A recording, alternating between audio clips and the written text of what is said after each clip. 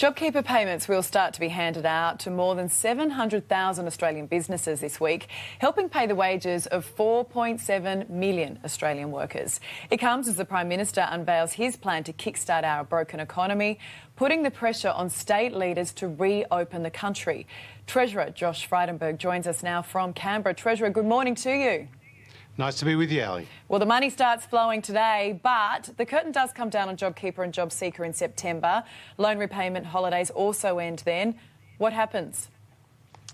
Well, hopefully by then we have seen a lot of the restrictions lifted and people are getting back into their jobs and getting back into life as normal. What we have seen is great success on the health side, flattening the curve with a testing rate which is very high, with a mortality rate which has been relatively low. We haven't seen the lockdowns that we've seen across Europe, and we haven't seen the death rate that we've seen in the United States. But when it comes to the economy, it's taken a very big hit, and that is why we need to lift these restrictions as soon as possible, because for every extra week that the restrictions are in place, we lose $4 billion worth of economic activity.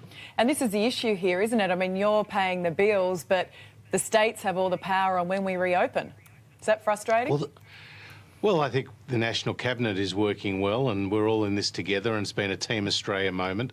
And I think people have put aside their political differences or their geographical boundaries, and what we have done is work together for the sake of the country. But it has come to a point now where some of these restrictions can be lifted, and I think that's really important if we are going to reduce those people who are out of work, reduce the number of those people who are out of work, as well as ensuring that those people who may have been stood down can get back to work.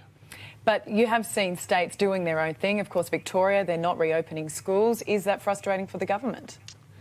Well, certainly with schools, we'd like to see kids back in school, and we've already seen South Australia, Western Australia, the Northern Territory have around 70% of their students back at school, and Queensland and New South Wales have indicated timetables to get their kids back into school. What's really important about the schooling, of course, it's of great benefit to the kids who are there in terms of their literacy and their numeracy, and we don't want them falling behind in any way. But it's also important for their parents because when they're homeschooling, some parents come out of the workforce, and that affects the broader economy. So the quicker we can get kids back into school, it's better for the kids, but it's also better for the parents and the economy at large. Say things don't get back to normal by September. I mean, it's almost like we're living in a little bit of a bubble at the moment.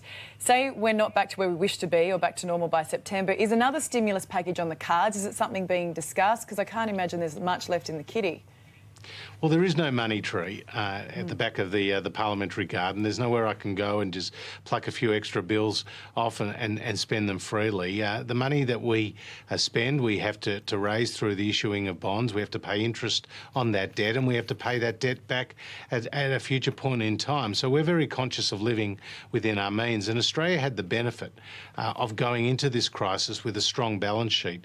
We had about a quarter of the debt to GDP that you saw in the United States and the United Kingdom, and that meant we could spend as required. But there are limits to our spending, and our spending is temporary and it's targeted, and we don't want it to be there, Ali, for a day longer than it has to. OK, I mean, we do have to pay this money back. You made that point. What is on the table as options? An increase in GST, potentially? Oh, well, yesterday I talked about a whole series of, areas for reform, whether it's in skills, whether it's tax, industrial relations, whether it's infrastructure, whether it's obviously cutting red tape, because the less time people have to spend filling in forms, the more time they can spend on growing their business. But it's really the principles that will guide us. We want to encourage reward for effort. We want to encourage personal choice as well as personal responsibility, and we'll always ensure that there is a decent and fair safety net in place for those who may find themselves out of work at a particular point in time. So we're very conscious on those principles driving our reforms. How can the Prime Minister was saying yesterday we've got this new curve to flatten, that is unemployment. How confident are you that you're going to get people back in jobs by the end of the year? Well, I'm confident that as restrictions lift, we can get people back into jobs. But what the history of the 1990s shows you here in Australia is that when unemployment spiked up, it did take a number of years for it to come down. It's been said that unemployment went up the elevator but came down the stairs. And I think we have to bear that in mind when it comes to assessing the lifting of restrictions. Yes, we follow the medical advice. That has served us well. But so too we need to get people back into work, because for every day that people are not in work, it does cost the economy.